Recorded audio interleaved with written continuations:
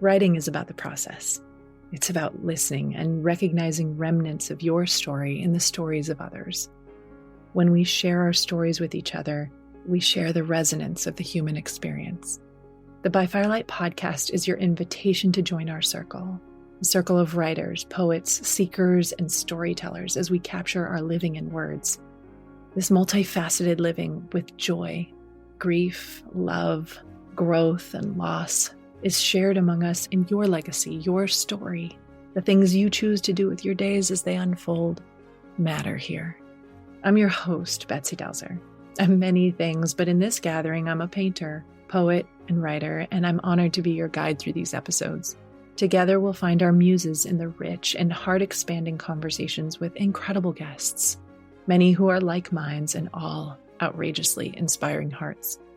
When you press play, you're here in the circle to share this space with us. By Firelight.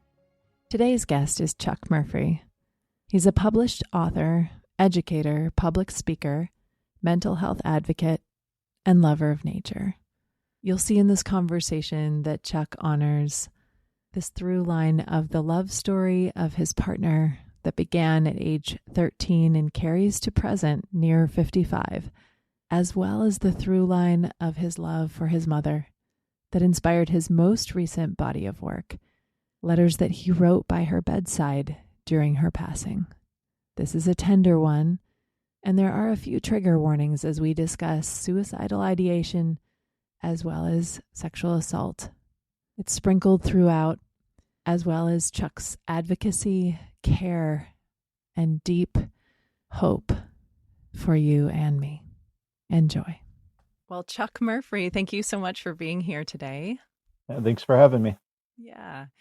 A question I love to ask my guests just to get us started is, what would your older or younger self want us to know right now? My younger self would want to say it's all going to be okay.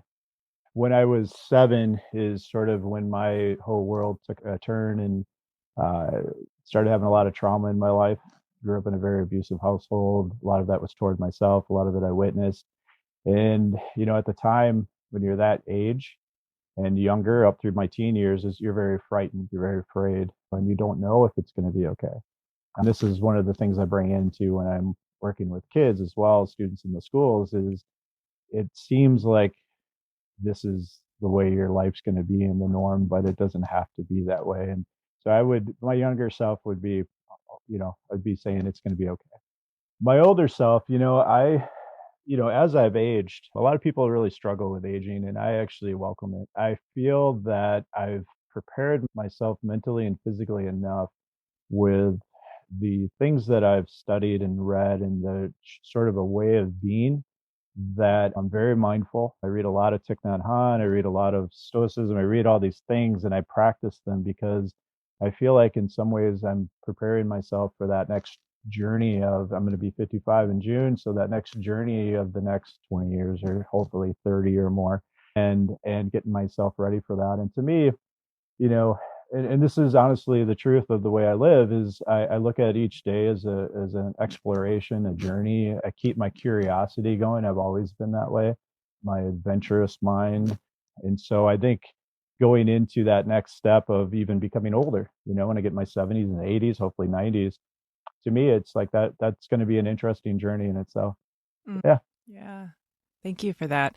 I recently was having coffee with someone who kind of broke her life down in decades, and it caused me some reflection and pause to do something similar, to look back and really think about like our 20s were really just growing up, I mean, I realized in my early 30s, like, wow, babe, like you really thought you had to be full grown in your 20s. I'd bought a house, I'd gotten married, I'd had my first child, and I had this career going. And in my early 30s, I think I kind of hit a wall and was like, woof. But I'm with you when I do the reflection of the decades or constant kind of inner work about just looking forward and backward to ensure that I'm living kind of a life that I'm at peace with, but also one that aligns with sort of my visions and dreams of some kind, to the degree to which I have any power or say, right? Yeah. Yeah, I agree. I keep in touch with a lot of former students, and a lot of them are in their 20s now, some in their 30s. And sometimes I can see and I hear from them often, but see that they think they should already be someplace in their life. Mm-hmm. And I think about that often because I was not the typical student in high school. I did not go to college right away. I was in the military for a little bit, and I didn't get my first bachelor's degree till I was 30. I didn't become a teacher till I was 37. My master's degree at 44, and on and on. And it's like I don't ever think of life as a timeline where you have to be at this place. You have your own pace that you can go by. At least that's how I live, and I just try to really enjoy as much as I can of it. But the age I'm at now, I look back on my 20s and I'm glad that I always say if you haven't changed, you're Mm-hmm. something's wrong, right? You need Mm-hmm. to be growing all the time. You need to be changing. I would not want to be the person I was in my 20s or my 30s or even my 40s, because I feel like I've come to this place where I'm much more self-aware. I'm much more able to look at my ego side, and say, okay, that's what that is, and be reflective of that. And then, also realizing, and this comes directly from a lot of what Thich Nhat Hanh says, is that you cannot have joy in your life without suffering. And for a lot of us, we think like, why am I suffering so much? And we talk about this often, and it's true though. We cannot have that happiness. But the key is to be really, really mindful of when we're having those joyous moments, and not Mm-hmm. just bypassing them and taking them for granted, because the Yeah. suffering will come, and it's gonna Yeah. it's gonna come to all of us. So how do we build resilience and those coping strategies to handle it when it does get there? So yeah, yeah. Yeah, absolutely. I think the art of like savoring is something I think about quite a bit in terms of building my reservoir to draw from when I'll need it. I know you practice yoga and are in nature a lot, but before that, let's talk a little bit about your career in education because it sounds like some of that was inspired by your early years. So you just said you start in education in your mid 30s? Is that? Yeah, so here's the reason I got into education. There's a bunch of reasons why I think people start to teach and whatnot, but you know, on a sort of a lighter note, I recognize that I wanted to be the teacher that I needed when I was younger. And I was a kid who was skipping school a lot. I was getting in a lot of trouble. This is through like middle school on up. I was an athlete and stuff like that, but I was also drinking a lot. I was getting suspended quite often for a while. There's some things that were happening. And now, through my educator lens, I look back and I'm like, well, that's a kid with trauma. And so when I became a dean and just in my education roles, I realized when I'm sitting across from a kid, I try to picture them as me. What do they need right now? And I've messed up through the years too. We all do. We all let things get the best of us. But the reason I got into education is I had a wake up call. So my best friend, who he was like a brother to me, a little bit older, and I went to pick him up. He was having some mental health issues, and he was somebody I served with for a while. And I went to pick him up at the hospital. He was in the psychiatric unit there for suicidal ideation. And he calls me up and says, "Hey, can you come pick me up?" And I went to get him. And as I was taking him home, he kind of looked at me, and I'm 30, I guess I was 33, 34 at the time, probably. He says, "What are you doing with your life?" And my first thought was, "Dude, I just picked you up at the at the hospital. What are you talking about?" But that's how he was. He was like that brotherly type figure, and I loved him to death. And then, about 6 weeks later, I was out in Vermont and got a call from my mom that my friend killed himself. Mm. And but going back really quick, when he said, "What are you doing with yourself?" The thing that he added on to that was, "You really should go be a teacher. You should be a school counselor. You should be something like that." He goes, "You're good with people. You need to help people." And at the time I was pretty stuck in my life. I was been through a lot of different jobs. I was working in supported employment with adults with disabilities, which I loved. But I had a business degree, so I tried human resources for a while. Wasn't good at any of that. I didn't like it. So then that's when I enrolled. After he died, I just started really reflecting. I had a lot of emotional trauma too. My body was doing things that I never thought it would do. I was tight everywhere, which was also affecting my mind. And I was always an athlete through my life, so it was affecting how I moved and everything else. And after all that was happening, I realized, like, he's right. I need to go do something different. And that kind of launched me into taking that step of saying, you know what, I can go and do this. I always thought teachers had to be these very educated, very smart, very good students in high school and stuff. I barely graduated high school. But what I realized is that I just was never taught the way I needed to be taught, and I didn't care. I didn't have the connections and relationships that I needed to survive at that time with staff and with teachers and stuff. And so yeah, that's kind of launched me. And then I went to Edgewood College, and when I was 37 is when I got my teaching license and started teaching. Wow. Yeah. And, a through line that we haven't mentioned yet, but is one of my favorite parts of just knowing you kind of from afar is you have had this love story that started early on and carries to present, right? Yeah. And was she an educator all the way through? And we should give her a name. Her name's Karen. Karen, yes, yeah. So Karen and I, quick story on Karen. So Karen and I met when we were 13, and Oh. we're in middle school, and we just sort of hit it off and became friends, and we had some mutual friends as well. And then on my 15th birthday, I asked her out, and so you never forget that. And so we've just managed to stay together through that time. She too was like a lot of young people. She didn't go into college knowing exactly what she wanted to do right away, and then she started to explore at the UW-Madison some different classes and things, and it kind of led her into elementary education. And she's been an educator ever since she got done with the UW. So she kind of took that more traditional path. And the world's luckier for it, I will say, not just because she's my wife, but I think anybody knowing her that's listening would say that I think she's probably the greatest educator I've ever seen. She's mentored me through the years. I mean, it's unbelievable the amount of information that she has to offer the world of education. She would be blushing if she were here right now, but it's true. It's very true. And I think she's had that impact on a lot of not just kids and parents, but a lot of teachers and administrators. Mm-hmm, Yeah. mm-hmm. Yep. I am a big lover of love. And I remember at one point saying to Karen at some mutual meeting that we were both at, I just was like, I love your love story. Like just from what I've been able to see of you two. When I think about you meeting at 13 and kind of even just the short journey that you've taken us on in what you've shared about your life so far, and the ways that you sort of morphed and evolved from decade to decade or year to year, what are some of the things, just to hone in on this love piece and then we'll jump off for a moment, but what are some of the things that kind of are your grounding or the things that you hold most true or value that you think really is part of 40 years, if I'm doing the math? 30, it'll be 32 in June. Well, Okay. 32 married. So yeah. Or 40 for just being Yeah. with each other. Yeah, definitely. Yeah, 40 years with someone is amazing. Yeah, it is. And here's the thing. I will say this is that we always tease about this, that I fell in love with her before she fell in love with me, but it was shortly after. And that was in high school. And we created this bond together that we just started to develop. And like a lot of young people, there was a lot of exploration and trying to figure one another out, how you wanted to live and all this stuff. But in all honesty, and this is something I talk to a lot of young people about, young men about, as I'm trying to help mentor them as well, is that when I got out of boot camp and my security forces training and came home, I think that I had this arrogance about me that I thought I can go do whatever I want now. And I could have lost her, at that time.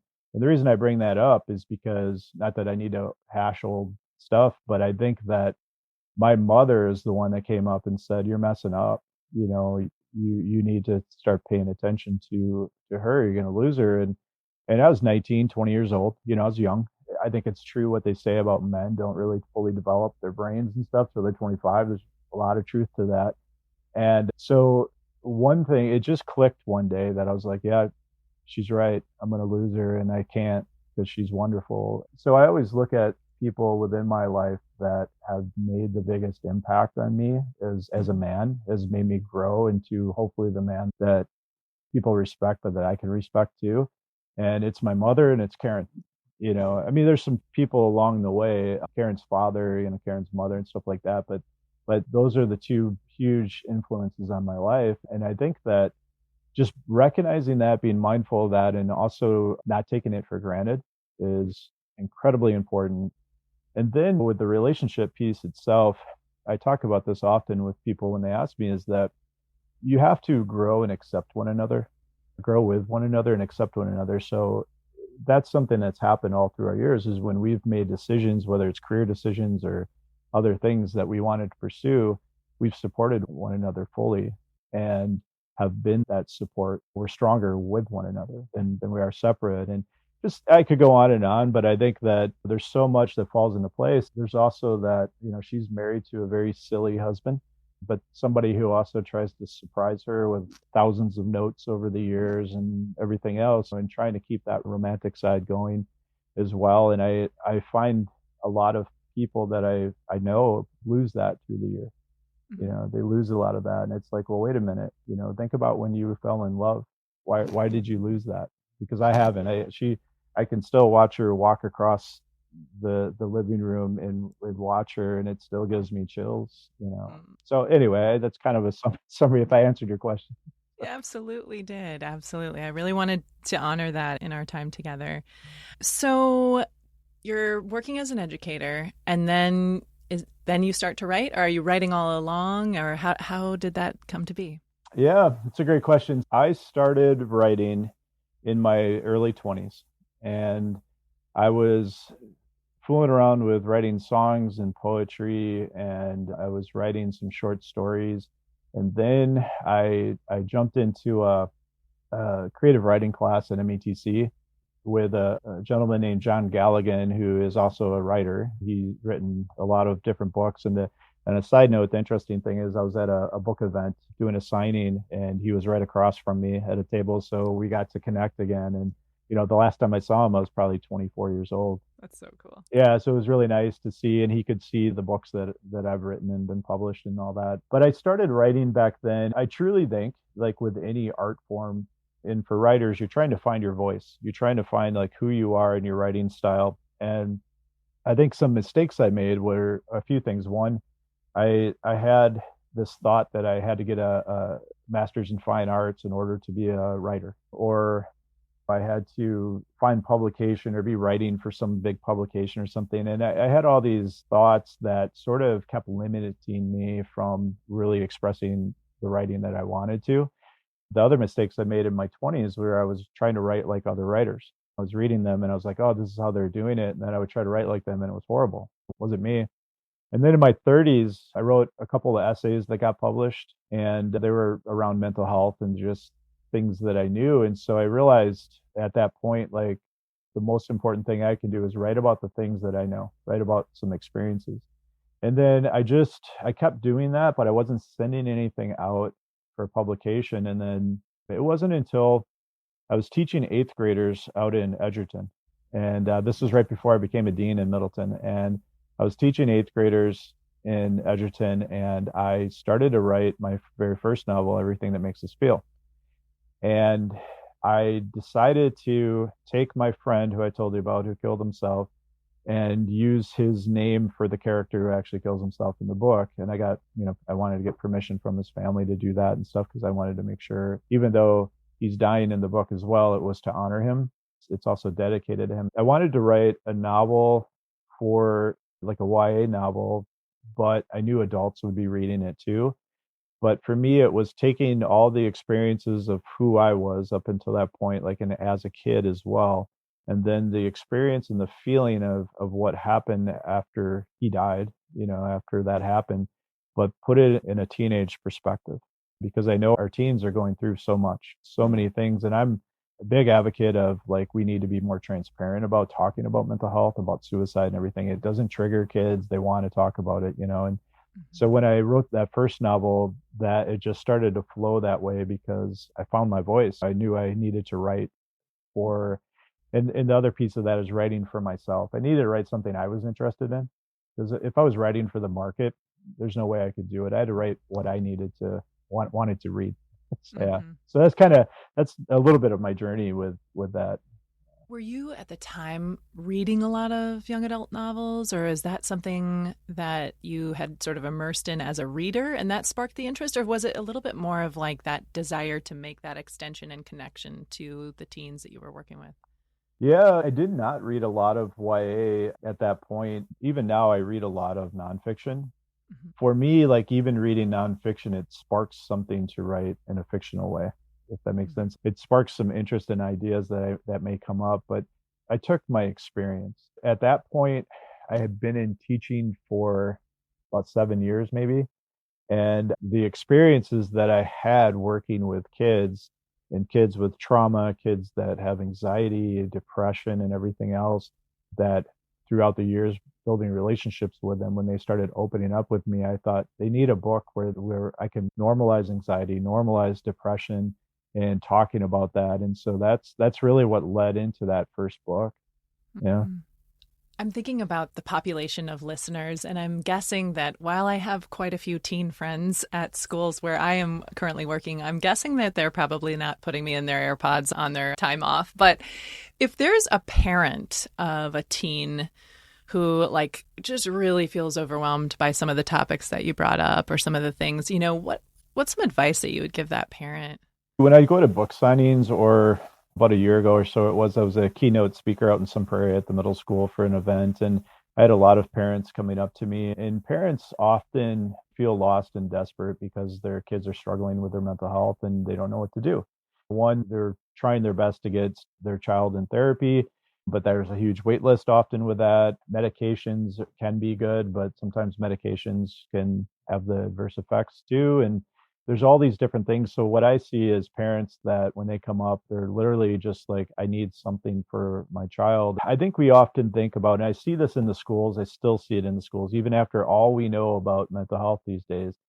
I see how people are afraid to talk about these subjects. They're afraid to talk about anxiety, afraid to talk about depression, especially afraid to talk about suicidal ideation, suicide or anything, because we think we're going to give ideas to kids or trigger them. I hear it all the time, and I've heard it in various schools I was at, and I feel the very opposite of that. I think if we actually sit down and, again, it's adults making decisions for kids without talking to kids, and it's like, sit down and talk to the kids. They'll tell you what they need. And what I found was, and this is what I tell parents, is that when students or young people, they actually need to talk about it. They need that safe space to go to. They need a safe outlet to feel like what they're feeling is normal, and that they're not going to be sort of shunned and pushed in a corner. Throughout the years, I've heard from so many children that they're afraid to even bring up that they're depressed or anxious or having suicidal ideation because they have parents that just don't believe in it, or they're afraid to tell their parents.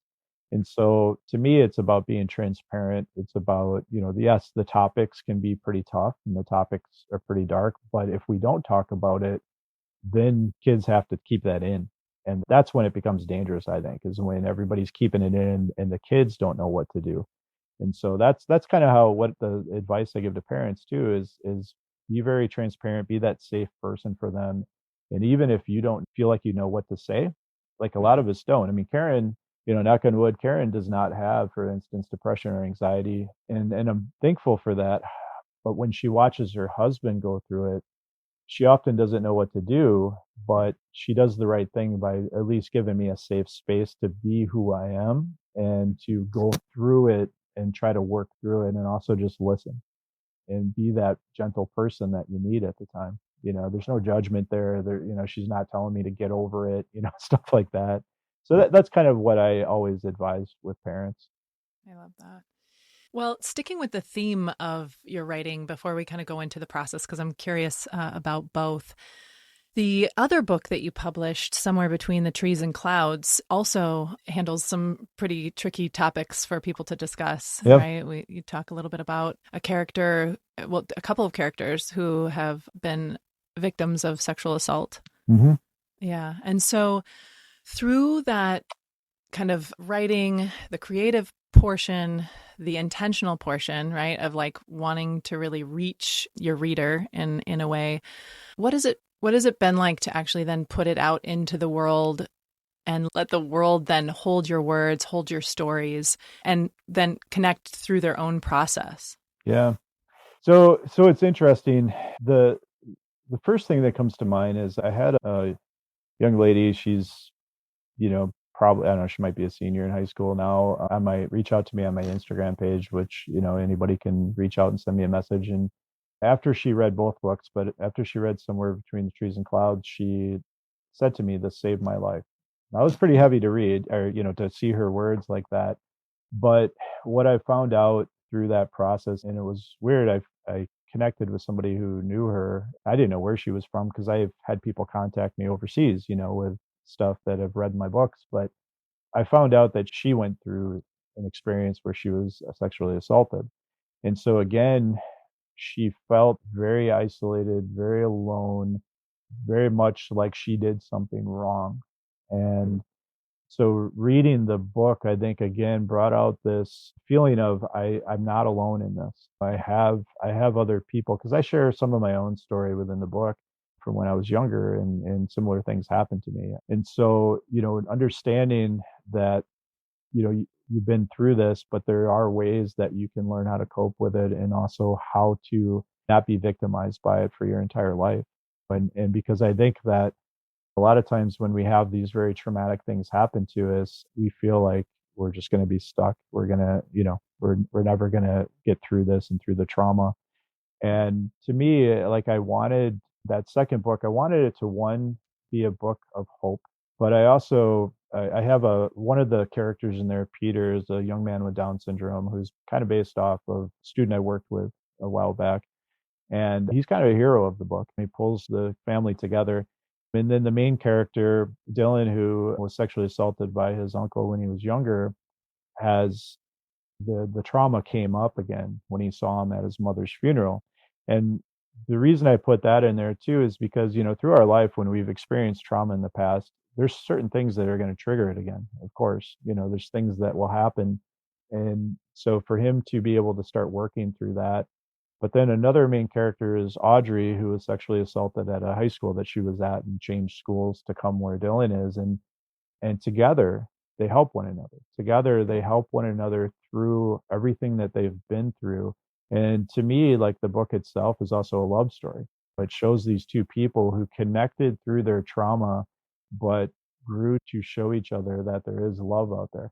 And that was really important to me. And on a side note with that too, when I started sending the book out, I sent it to Jennifer Niven, who wrote All the Bright Places and a bunch of other wonderful books. And she read it and gave a nice review on there. But she's also written, All the Bright Places is about somebody she knew a young man who killed himself. And he was younger. And so I think these stories need to be told for us to also feel the normalization of talking about it, to not feel alone, but to also start to educate each other as well and be able to do that. So yeah, I think, yeah. Yeah. I'm really struck by the intention behind your work to be as sort of a conduit or connection to healing. That's really coming through as we're talking. And I just want to sort of name that and affirm that as really beautiful. Mm-hmm. So it feels a little hard. It's a little jarring for me to like switch gears and go into process. But as somebody who also works in the schools and is also a writer, I am curious. You give up this notion that academia is the only way to lead you into writing, and you begin the process of writing a novel. Are you like a 4 a.m. writer? Are you a bits and pieces? Do you do things by voice? Like, what's your process like? Yeah, it's a really good question. So my process for both of those novels was I would get up at about 4:30 in the morning, and I had a writing routine each day. And I've had people over the years come to me and ask me, I have a book in mind, I want to write it, and that's great. I love it when people want to write a book, but they never do it. And the problem with that, what I always see, is that they have not made that routine. They haven't made writing a priority. And so to me, it's like any other artist, painters, poets, sculptors, whatever. Like if you talk to artists, they have to do what they're doing.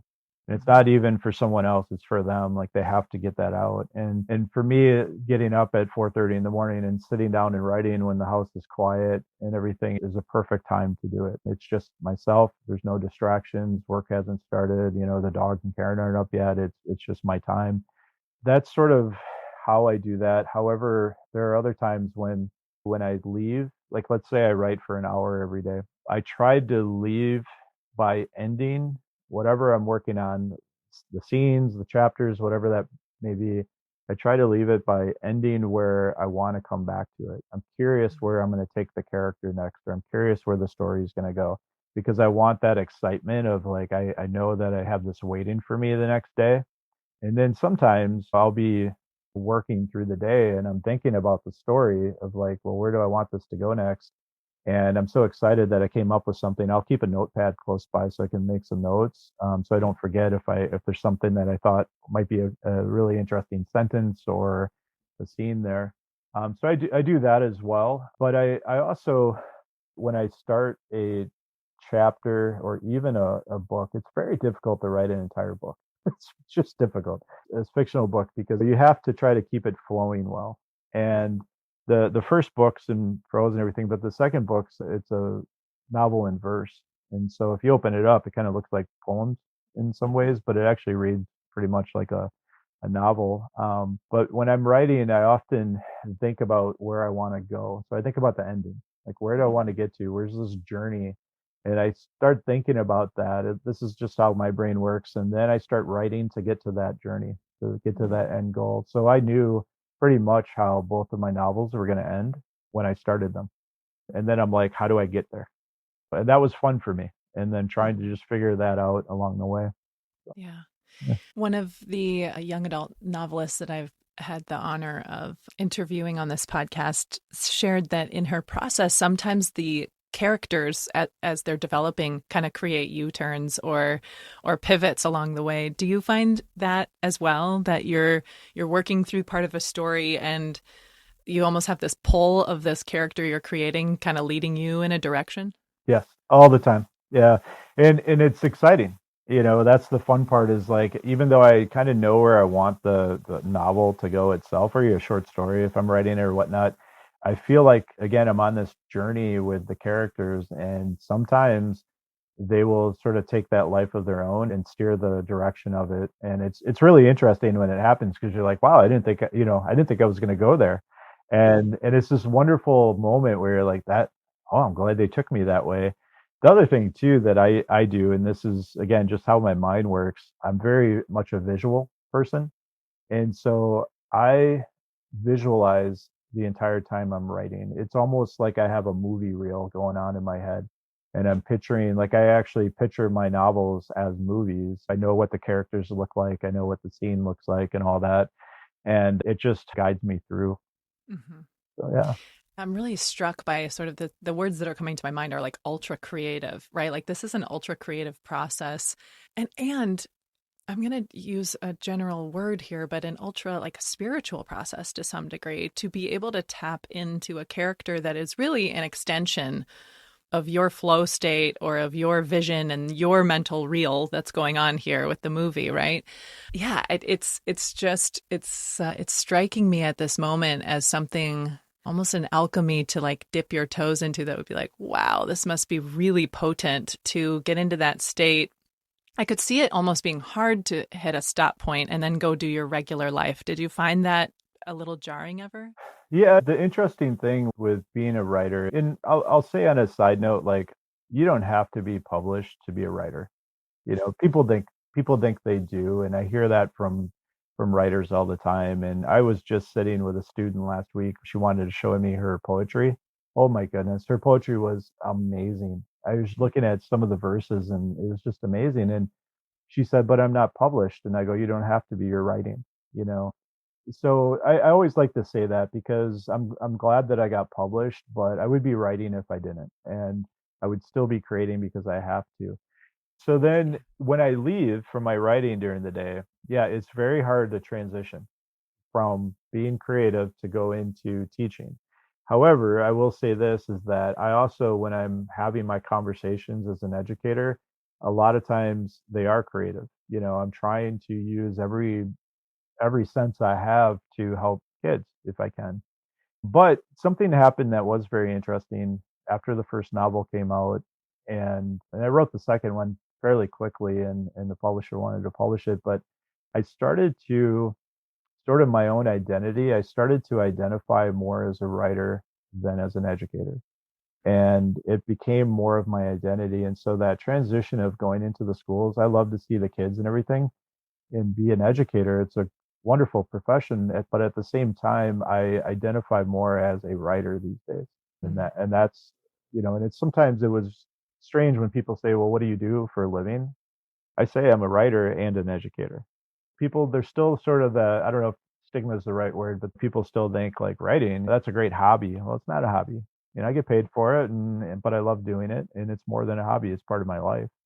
Yeah. Also, a part of your mission and reason to be, it sounds like.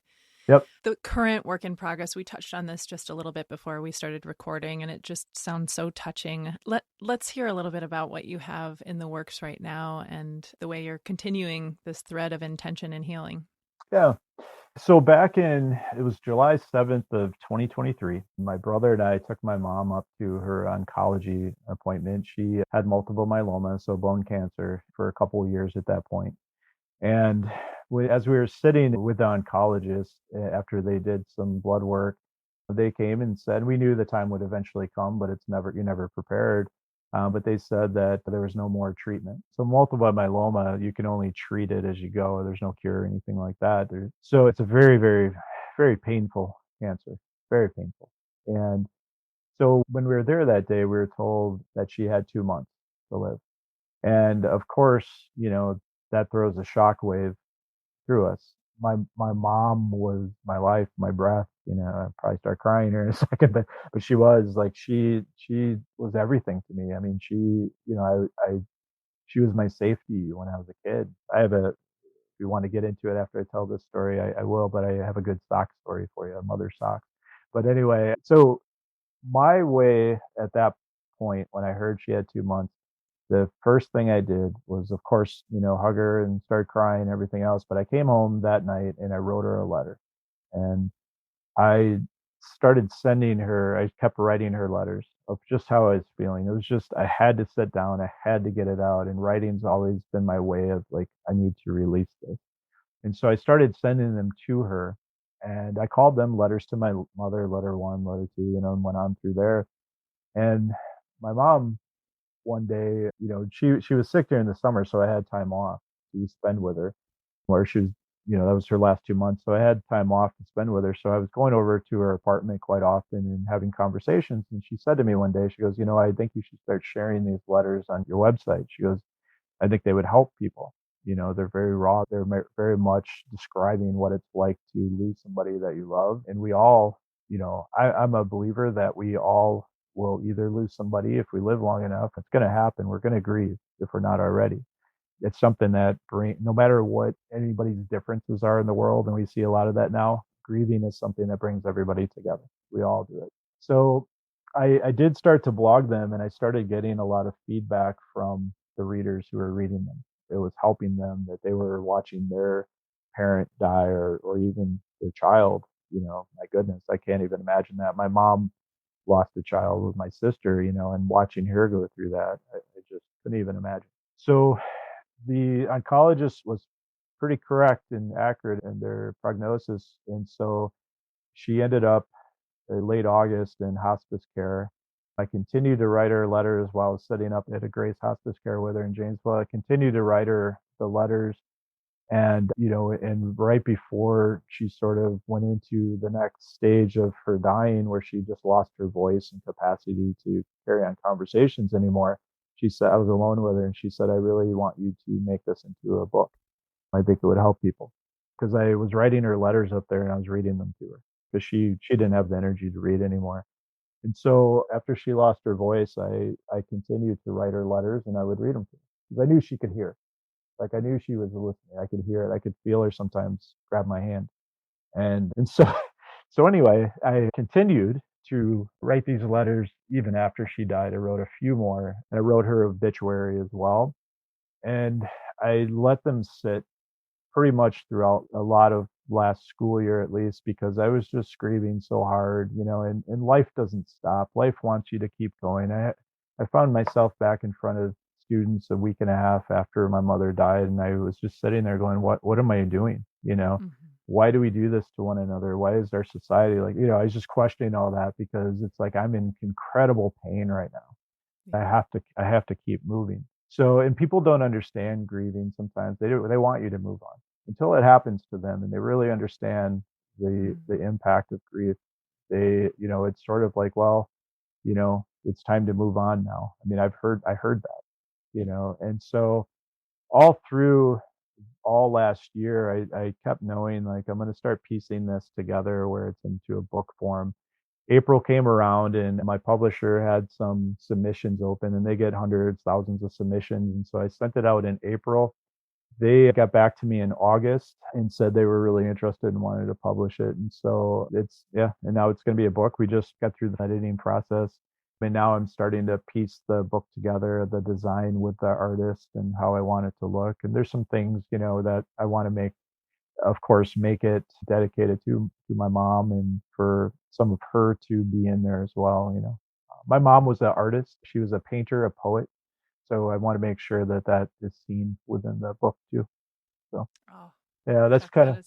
that's so special. That's so touching. I'm thinking about the fact that you were writing this in her last days, right? And Mhm. very shortly after, as you've been piecing together, doing the editing a year later, do you sense those last days? Do you sense her aliveness even in kind of passing through the veil as you're working on this? Yeah.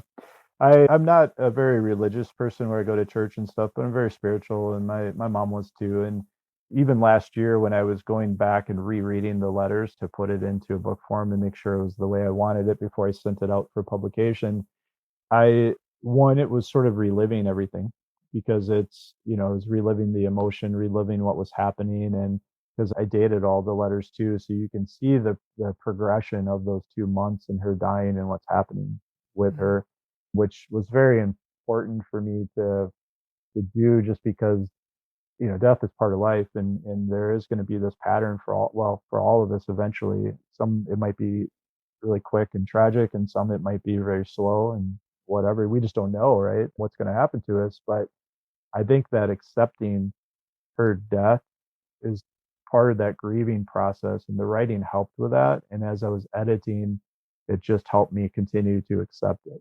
Because acceptance with everything is so important. Grieving, depression, anxiety, all that with acceptance is so important. But I'd be lying if I didn't say there are days when I wake up and I'm in disbelief, which again is part of that ebb and flow of grief.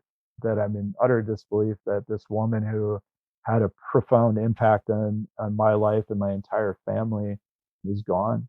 Her story itself could be a novel or a memoir, which maybe she wants me to write her story. That was one of her requests before she died. But she had her faults and everything else, like we all do, but she was continuing to reflect and grow. She was 84. She was continuing to reflect and grow up until the day she died.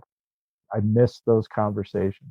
She and I would have some very, very deep conversations about life and just everything.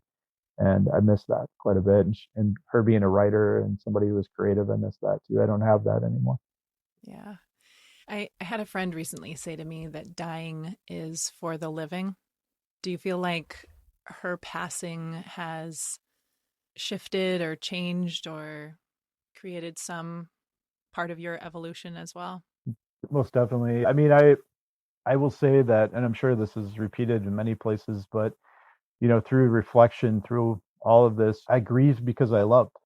Grief is love. And I grieve very hard. I've experienced a lot of death in my life with a lot of different people. My dad died when I was 25. I've experienced some tragic deaths as well, but there has been nothing like my mom. And it was just a part of me was going. And I think that I have a very interesting story about when she finally took her last breaths, if you want to hear it, but it's very interesting. But I feel her around all the time. I can sense certain moments when I'm writing or when I'm doing things that I think she's there. And it's just been sort of this journey of self discovery along the way and that self awareness of one with her. Not that I was ever really scared of dying, but because she's now gone, I feel like she's going to be waiting for me. And so it has taken away all fear of death. Like, I want to stay here with my wife. I want to stay here and do the things that I have in mind that I want to accomplish in my lifetime.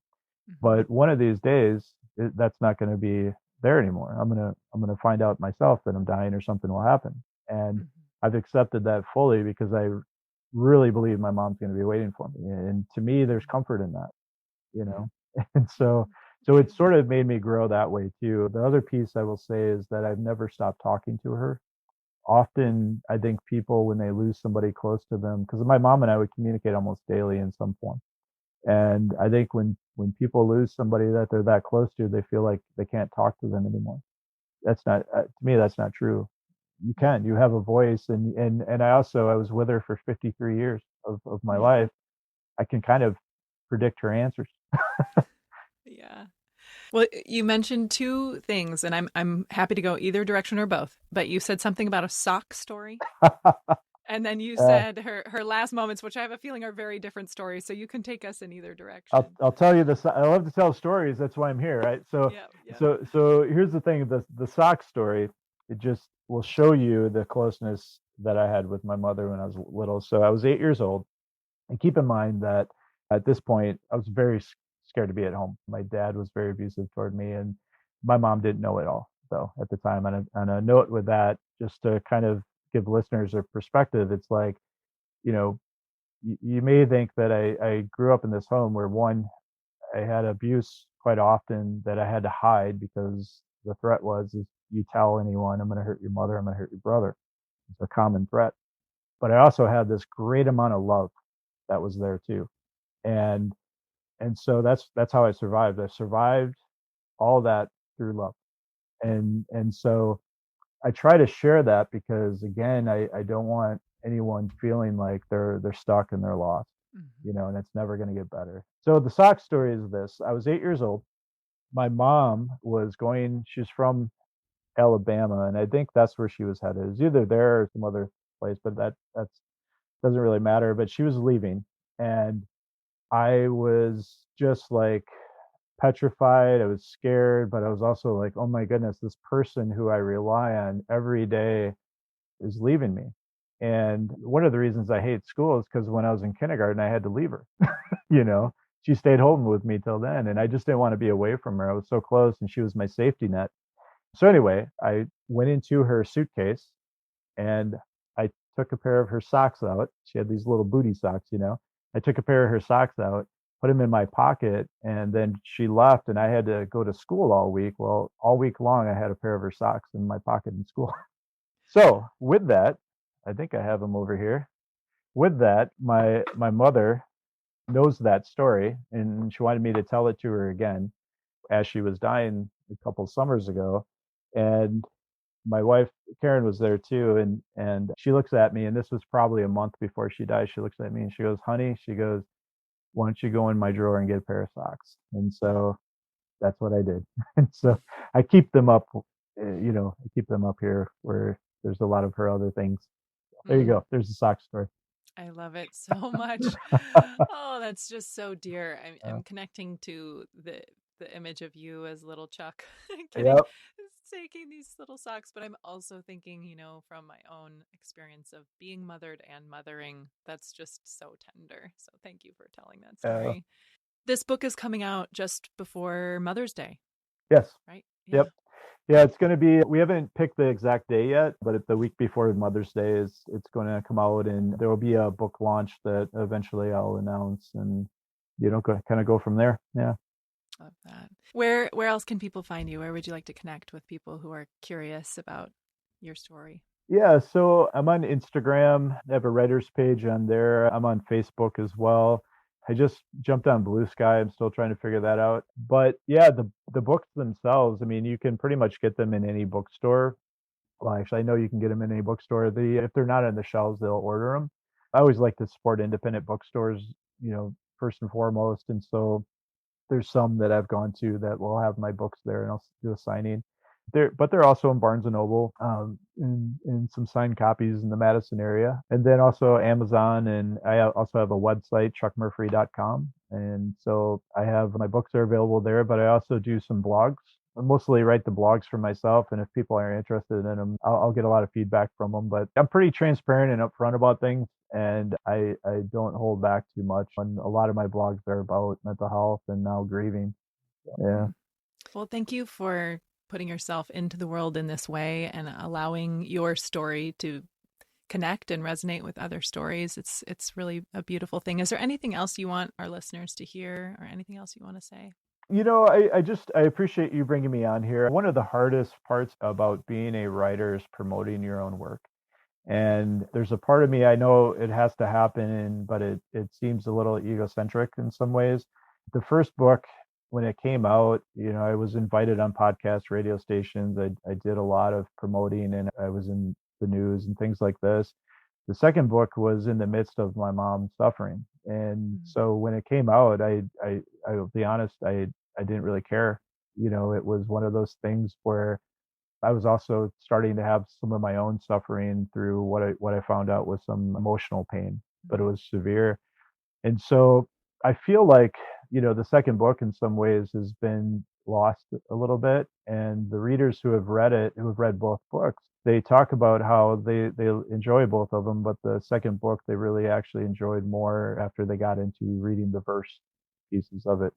Both are very personal books, and my hope is always that yes, I want it to be a story that people are interested in and that they enjoy the creative process and just the reading, but I also want them to connect with people, and so it's helping people really understand the emotions that they're going through, the anxiety, the depression, the trauma, the panic, now the grief, all that. Because the second book too, Dylan, the main character, loses his mother within the book. And so, to me, that's part of the human condition. It's all those emotions. And I'm a big believer that, again, we're going to have suffering in our life, but how do we build the resilience to get through it? Because that's the key. And you can have a lot of really tough things happen in your life, but it doesn't have to ruin you. You can build the strategies you need to really enjoy. And when I've done mental health talks, I'll be telling my own story, but I'll tell people that I'm a very happy person. I've had a lot of suffering in my life, and I have a depression, anxiety, and panic, and all this other stuff. But I'm also a very happy person. And my depression and my anxiety, I had to use it for good. I didn't want it to be this thing that defined me or was bad in my life. And I had a conversation with a group of students a couple of weeks ago where I mentioned that. I said, I'm glad I have depression and anxiety. And they were like, what do you mean? It's so awful. Why would you want to have this? And I said, because I've used it to help people. I've used it to write these novels. I've used it to be able to go around and speak because I have these experiences. I'm not a therapist. I'm not a counselor, but I have lived experience where I can bring it to people and try to help them work through all the things that make us suffer in life. And so why not share it? Why should I keep all that within? And especially for men, there's so many stigmas for men, and it's ridiculous. I don't think anybody that knows me would think I was weak, So so anyway, that's sort of what I will kind of leave you with. Oh, thank you so much. You're a real gift, Chuck. Thank you for being here and for everything that you do. Yeah, thank you very much. I appreciate it. By Firelight is a Lit Path Studios production and is produced by Jamie Gale and Betsy Delzer. Music is by Legito Music and Pond 5. Thank you for being a part of our beautiful collection of stories.